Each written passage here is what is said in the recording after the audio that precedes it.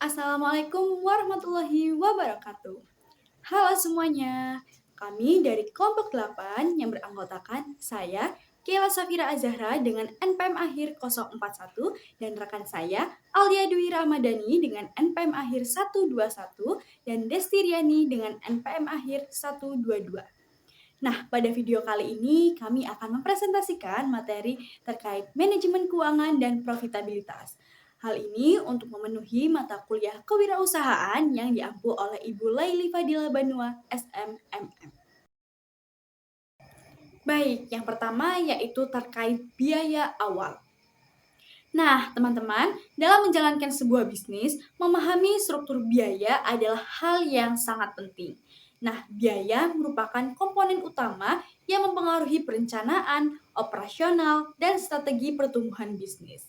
Setiap tahap perjalanan bisnis, mulai dari persiapan, peluncuran, hingga pengembangan, membutuhkan alokasi biaya yang tepat. Nah, salah satu jenis biaya yang penting yang perlu diperhatikan adalah biaya awal. Apa sih sebenarnya biaya awal itu? Jadi, biaya awal ini merupakan biaya yang diperlukan untuk memulai sebuah bisnis sejak tahap perencanaan hingga bisnis benar-benar berjalan. Nah, biaya ini biasanya dikategorikan ke dalam 3 tahap utama. Yang pertama yaitu biaya pra-peluncuran. Apa sih biaya pra-peluncuran itu? Jadi, biaya pra-peluncuran merupakan pengeluaran sebelum bisnis resmi dibuka. Nah, biaya pra-peluncuran merupakan investasi krusial untuk memastikan kelancaran peluncuran bisnis. Hal ini mencakup biaya riset, pengembangan rencana bisnis, pengembangan produk atau layanan, branding dan desain logo, pembuatan situs web, persediaan awal, biaya hukum, izin dan lisensi, serta pembangunan ruang kantor ataupun ruang produksi. Nah, yang kedua yaitu biaya saat peluncuran. Nah, biaya peluncuran adalah pengeluaran yang terjadi saat bisnis telah resmi dibuka dan mulai melayani pelanggan. Nah, hal ini mencakup biaya pemasaran dan periklanan, inventaris dan produksi, peluncuran situs web dan platform, acara dan promosi, serta layanan profesional seperti konsultan dan influencer. Nah, yang ketiga yaitu biaya pertumbuhan. Sederhananya, biaya pertumbuhan ini adalah biaya yang dikeluarkan ketika bisnis mulai berkembang. Misalnya biaya pemasaran dan akuisisi pelanggan, biaya operasi dan personel, pengembangan dan pemeliharaan produk, biaya dukungan layanan pelanggan, serta biaya pertumbuhan untuk ekspansi bisnis. Nah, yang selanjutnya yaitu terkait jenis-jenis biaya. Dalam menjalankan sebuah usaha, terutama di tahap awal seperti startup, pemahaman mengenai berbagai jenis biaya menjadi sangat penting. Nah, biaya dalam bisnis tidak hanya soal jumlah uang yang dikeluarkan, tetapi juga bagaimana biaya tersebut diklasifikasikan agar pengelolaannya lebih efektif dan efisien. Nah, secara umum, biaya ini dapat dikelompokkan ke dalam 3 kategori utama, yaitu biaya berdasarkan elemennya, yang kedua biaya berdasarkan perilakunya, dan yang ketiga adalah biaya berdasarkan pelaporan keuangannya. Nah, apa sih sebenarnya maksud dari ketiga jenis biaya tersebut? Dan mengapa ya penting untuk memahaminya sejak awal membangun bisnis? Berikut penjelasannya. Baik, yang pertama yaitu terkait biaya berdasarkan pelaporan keuangannya. Nah, dalam pelaporan keuangan, biaya ini diklasifikasikan menjadi 2 jenis utama, yakni biaya satu kali dan yang kedua adalah biaya berulang. Nah, biaya satu kali ini adalah pengeluaran yang biasanya hanya terjadi sekali dalam siklus bisnis. Biaya ini sering muncul di tahap awal pendirian usaha atau saat melakukan ekspansi besar. Apa sih contohnya? Jadi contoh dari biaya satu kali ini yaitu belanja modal seperti pembelian mesin ataupun pembangunan gedung. Nah, sifat dari biaya satu kali ini yaitu sifatnya jangka panjang dan bertujuan untuk meningkatkan kapasitas atau efisiensi bisnis ke depan. Nah, sementara itu, biaya berulang merupakan pengeluaran rutin yang diperlukan untuk menjalankan operasional bisnis sehari-hari. Misalnya gaji karyawan, sewa tempat, dan biaya listrik. Jadi, biaya ini bersifat teratur dan penting untuk menjaga kelangsungan operasional bisnis secara konsisten. Nah, yang berikutnya yaitu biaya berdasarkan perilakunya. Nah, dari sisi perilakunya terhadap volume produksi atau penjualan, biaya dapat dibagi menjadi dua kategori utama, yaitu biaya tetap dan biaya variabel. Apa sih biaya tetap itu? Jadi, biaya tetap adalah biaya yang jumlahnya tidak berubah meskipun tingkat produksi atau penjualan naik atau turun. Artinya, biaya ini akan tetap dikeluarkan terlepas dari seberapa banyak barang atau jasa yang dihasilkan. Contohnya meliputi sewa, utilitas, asuransi, dan gaji pokok. Sebaliknya, biaya variabel merupakan biaya yang berubah sebanding dengan volume produksi atau penjualan. Jadi, semakin tinggi output yang dihasilkan, maka semakin besar pula biaya variabel yang dikeluarkan. Apa sih contohnya? Jadi contoh dari biaya variabel ini yaitu biaya bahan baku, biaya pengemasan, komisi penjualan, dan tenaga kerja langsung. Nah, yang terakhir yaitu biaya berdasarkan sifat atau elemennya. Nah, dari segi sifat atau elemennya, biaya dapat dibedakan menjadi dua jenis, yaitu biaya langsung dan biaya tidak langsung. Apa sih biaya langsung itu? Jadi, biaya langsung adalah biaya yang secara langsung berkaitan dengan proses produksi barang atau jasa tertentu yang dijual oleh perusahaan. Jadi, biaya ini dapat dengan mudah diidentifikasi dan dialokasikan ke suatu produk atau layanan. Contohnya, termasuk bahan baku dan upah tenaga kerja produksi. Sementara itu, biaya tidak langsung merupakan biaya yang tidak dapat dihubungkan secara langsung dengan produksi barang atau jasa, namun tetap dibutuhkan untuk mendukung operasional bisnis secara keseluruhan. Apa sih contohnya? Jadi, contoh dari biaya tidak langsung ini meliputi sewa gedung, perlengkapan kantor, gaji staf administrasi, penyusutan aset tetap, hingga biaya keamanan dan kebersihan. Nah, teman-teman, memahami perbedaan ini sangatlah penting agar perusahaan dapat mengolah biaya dengan lebih efektif dan dapat menyusun harga pokok produksi secara akurat. Nah, bagian yang selanjutnya yaitu manajemen biaya dan manfaatnya. Tujuan utama dari manajemen biaya adalah menjaga agar biaya tetap rendah, namun tetap mampu mendorong peningkatan profitabilitas. Nah, untuk mencapai hal tersebut, pengusaha dituntut untuk teliti dalam mengolah biaya pada setiap tahap bisnisnya. Hal ini mencakup penilaian terhadap biaya mana sih yang paling penting dan kapan harus dikeluarkan sesuai tujuan bisnisnya. Oleh karena itu, manajemen biaya bukan hanya soal pencatatan angka, tetapi merupakan keterampilan penting yang seharusnya dimiliki oleh setiap pendiri bisnis atau founder, terutama dalam lingkungan startup yang serba cepat dan dinamis. Namun, dalam praktiknya, bisnis menghadapi berbagai tantangan dalam manajemen biaya. Adapun tiga tantangan utama tersebut diantaranya, yang pertama adalah kompleksitas lingkungan operasional, di mana berbagai faktor itu saling berkaitan dan mempengaruhi biaya secara keseluruhan, sehingga dibutuhkan analisis dan koordinasi lintas departemen, terutama organisasi yang telah berskala besar. Nah, yang kedua adalah fluktuasi kondisi pasar. Perkembangan teknologi dan globalisasi menuntut bisnis untuk bisa bergerak dengan cepat dan adaptif, supaya tidak tertinggal dari pesaing dan tetap relevan di pasar yang terus berubah. Nah, yang ketiga adalah adanya hubungan yang erat antara manajemen biaya dan manajemen risiko. Misalnya, bencana alam atau konflik geopolitik dapat mengganggu rantai pasok dan berdampak ke biaya operasional. Sehingga pengelolaan biaya juga harus mempertimbangkan resiko-resiko tak terduga. Nah, teman-teman, di balik tantangan tersebut, manajemen biaya tetap memiliki peran penting untuk memaksimalkan keuntungan, menjaga stabilitas keuangan, dan mendukung langkah strategis menghadapi persaingan pasar yang terus berubah. Selanjutnya ada manfaat manajemen keuangan. Ada 4 manfaat manajemen keuangan. Yang pertama ada proyek realistis. Dengan mempertimbangkan pendapatan, pengeluaran secara akurat, pengusaha dapat mengantisipasi tantangan. Yang kedua ada kepatuhan, yaitu memastikan kepatuhan sangat penting untuk menjaga integritas hukum dan juga etika.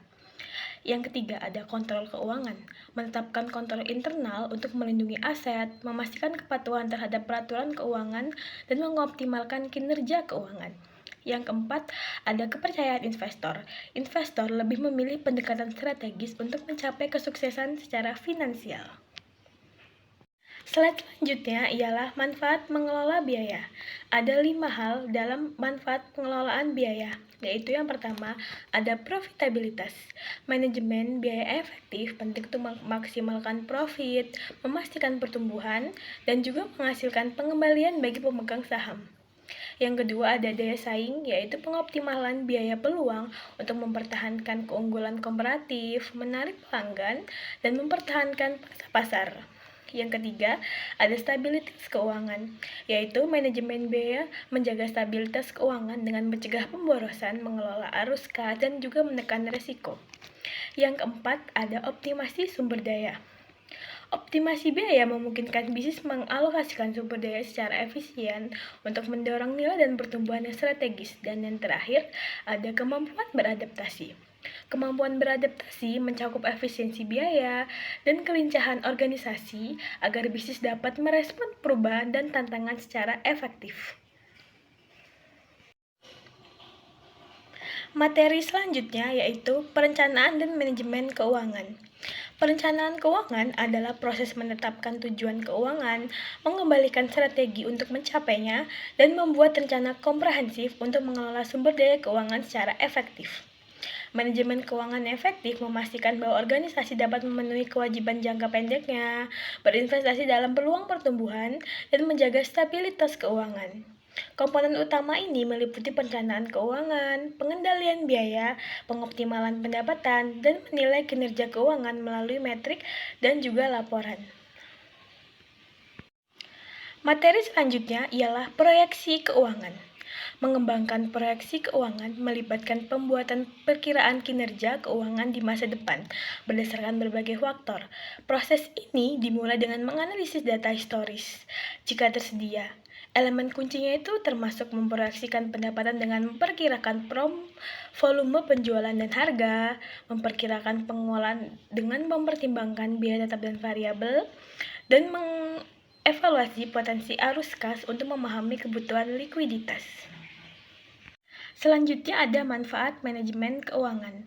Ada 4 manfaat manajemen keuangan. Yang pertama ada proyek realistis. Dengan mempertimbangkan pendapatan, pengeluaran secara akurat, pengusaha dapat mengantisipasi tantangan. Yang kedua ada kepatuhan, yaitu memastikan kepatuhan sangat penting untuk menjaga integritas hukum dan juga etika. Yang ketiga ada kontrol keuangan, menetapkan kontrol internal untuk melindungi aset, memastikan kepatuhan terhadap peraturan keuangan, dan mengoptimalkan kinerja keuangan. Yang keempat, ada kepercayaan investor. Investor lebih memilih pendekatan strategis untuk mencapai kesuksesan secara finansial. Selanjutnya ialah pengertian unit ekonomi dan harga. Unit ekonomi mengacu pada ekonomi dari suatu unit produk atau layanan. Sedangkan strategi harga, dia mempertimbangkan beberapa faktor seperti target pasar, biaya produksi, harga pesaing, dan margin keuntungan yang diinginkan untuk menentukan harga produk atau layanan. Selanjutnya ada matriks utama unit ekonomi. Ada 3 yaitu Customer Acquisition Cost atau CAC, yaitu biaya yang dikeluarkan untuk mendapatkan pelanggan baru, termasuk biaya pemasaran, komisi penjualan, dan biaya lain yang terkait dengan membawa pelanggan bergabung. Yang kedua ada Average Revenue Per User atau ARPU, pendapatan yang Anda hasilkan rata-rata dari suatu pelanggan. Ini dapat dihitung sebagai total pendapatan dibagi dengan jumlah pelanggan. Yang ketiga ada Customer Lifetime Value atau CLV, total pendapatan yang diharapkan dihasilkan pelanggan selama hubungan bisnis. Ini mempertimbangkan RPU dan umur pelanggan rata-rata. CLV lebih dari CAC, sama dengan nilai total yang didapatkan dari pelanggan selama masa hidup mereka harus lebih besar daripada biaya untuk mendapatkan pelanggan tersebut. Baik, materi selanjutnya kita akan membahas mengenai pengertian unit ekonomi dan harga. Lalu, mengenai unit ekonomi ini sendiri mengacu pada ekonomi dari suatu unit produk atau layanan yang kita lakukan. Hal ini bisa dianggap sebagai rincian terperinci tentang biaya yang terkait dengan memperoleh pelanggan dan pendapatan yang dihasilkan dari waktu ke waktu. Nah, untuk strategi harga sendiri, ini mempertimbangkan beberapa faktor seperti target pasar, biaya produksi, harga pesaing, dan juga margin keuntungan. Nah, jika kita mau menentukan harga produk atau layanan kita bisa melihat dari metrik utama untuk ekonomi unit. Untuk metrik ini sendiri, yang pertama ada Customer Acquisition Cost atau CAC, ya ini beberapa biaya yang perlu kita keluarkan untuk mendapatkan pelanggan baru. Nah, ini tuh termasuk biaya pemasaran, komisi penjualan, dan biaya lainnya yang terkait dengan membawa pelanggan untuk bergabung. Selanjutnya ada Average Revenue Per User atau RAPU, ya ini adalah beberapa banyak pendapatan yang bisa kita hasilkan dari rata-rata satu pelanggan. Ini dapat dihitung sebagai total pendapatan dibagi dengan jumlah pelanggan yang didapatkan. Lalu yang ketiga ada Customer Lifetime Value atau CLV, ya ini beberapa total pendapatan yang diharapkan dan dihasilkan pelanggan selama hubungan mereka dengan bisnis yang kita lakukan. Hal ini memperhitungkan RAPU dan umur pelangganan rata-rata. Selanjutnya, untuk keberlanjutan finansial sendiri, kita bisa melihat dari CLV yang lebih besar daripada CAC. Dalam istilah yang lebih sederhana, nilai total yang kita dapatkan dari pelanggan selama masa hidup mereka harus lebih besar daripada biaya untuk mendapatkan pelanggan tersebut. Selanjutnya, ada metrik utama untuk probabilitas. Yang pertama, ini menetapkan harga yang tepat. Dengan menganalisis ekonomi unit, ya kita dapat menemukan nih sweet spot atau titik harga yang memungkinkan kita untuk memperoleh pelanggan secara menguntungkan. Lalu yang kedua, yakni mengoptimalkan unit ekonomi. Nah, dengan kita mengoptimalkan unit ekonomi secara konstan, ini bisa memastikan bahwa bisnis kita tetap berlanjut secara finansial dalam jangka panjang. Nah, untuk menganalisis ekonomi unit, ini dapat mengungkapkan potensi masalah dengan biaya akuisisi pelanggan yang tinggi. Dengan mengembangkan strategi untuk memperbaiki masalah tersebut untuk meningkatkan probabilitas harus mencangkup yang pertama yaitu mengurangi AACC, yang kedua yaitu meningkatkan ARPU, dan yang ketiga yaitu meningkatkan retensi pelanggan. Nah, selanjutnya jalan menuju probabilitas. Nah, dalam jalan ini tuh mengembangkan potensi keuangan usaha kita. Yang pertama itu ada tujuan dan proses. Dalam proyeksi keuangan pada dasarnya adalah rencana operasional tingkat tinggi untuk usaha untuk mencapai kelayakan finansial. Yang kedua yaitu asumsi kunci untuk mencapai keberlangsungan hidup, membangun proyeksi keuangan yang berarti untuk peluncuran atau menjalankan usaha adalah dengan sangat sengaja menguraikan asumsi utama yang dibuat oleh usaha di beberapa bidang utama untuk mencapai kelayakan finansial selama periode tertentu. Nah, hal yang perlu diperhatikan dalam membangun asumsi utama ini ada yang pertama yaitu analisis sensitivitas terhadap uji bagaimana melakukan asumsi utama seperti volume penjualan dan biaya yang mempengaruhi hasil keuangan. Hal ini tuh membantu dalam memahami resiko dan mempersiapkan ketidakpastian. Lalu yang kedua yaitu menganalisis break even untuk menentukan titik di mana total pendapatan sama dengan total biaya. Hal ini tuh dapat menunjukkan tidak ada kerugian atau keuntungan dalam usaha. Nah, yang ketiga, analisis arus kas. Nah, hal ini tuh menilai arus kas masuk dan keluar selama periode tertentu untuk memastikan likuiditas dan mengidentifikasi potensi kekurangan dan surplus kas. Lalu yang keempat dan yang terakhir, ini adalah analisis probabilitas, yakni evaluasi margin laba bersih untuk menentukan potensi probabilitas usaha. Margin kotor akan menunjukkan apakah bisnis ini dapat menutupi biaya operasional usaha. Selanjutnya, ada indikator utama untuk dievaluasi saat menganalisis proyeksi keuangan. Evaluasi indikator tersebut menentukan potensi kelayakan bisnis. Nah, yang pertama adalah tingkat pertumbuhan pendapatan. Nah, perhatikan tingkat di mana pendapatan diperkirakan akan tumbuh dari waktu ke waktu karena ini tuh menunjukkan penerimaan pasar dan skalabilitas. Lalu yang kedua, ada margin kotor. Ya, ini adalah perbedaan presentasi antara pendapatan dan HPP karena margin kotor yang lebih tinggi menunjukkan efisiensi dan probabilitas yang lebih baik. Lalu yang ketiga ada margin laba bersih. Nah, margin laba bersih ini presentasi pendapatan yang tetap sebagai laba setelah semua pengeluaran dikurangi karena mencerminkan probabilitas secara keseluruhan. Nah, yang keempat, ada Customer Acquisition Cost atau CAC. Ya, ini adalah biaya yang terkait dengan memperoleh pelanggan baru untuk memahami efisiensi biaya upaya pemasaran dan penjualan. Nah, dengan mengevaluasi CAC ini, indikator ini kita akan memperoleh wawasan awal tentang kesehatan keuangan dan keberlanjutan startup yang kita rencanakan, dan memungkinkan kita juga nih untuk membuat keputusan yang tepat dan penyesuaian pada rencana bisnis kita. Nah, yang terakhir ya ini kesimpulan, manajemen keuangan dan probabilitas dalam kewirausahaan memegang peran krusial dalam memastikan keberlangsungan dan kesuksesan bisnis. Pemahaman tentang jenis-jenis biaya, strategi pengolahan biaya, serta analisis keuangan seperti break-even point, margin keuntungan, dan proyeksi arus kas ini sangat penting dalam pengambilan keputusan yang tepat.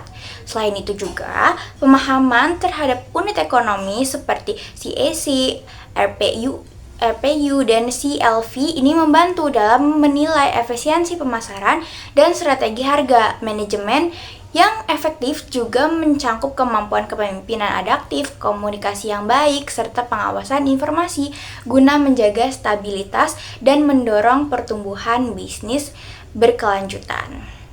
Nah, sekian pemaparan materi dari kelompok kami. Bila ada salah kata, kami mohon maaf. Kami akhiri. Wassalamualaikum warahmatullahi wabarakatuh.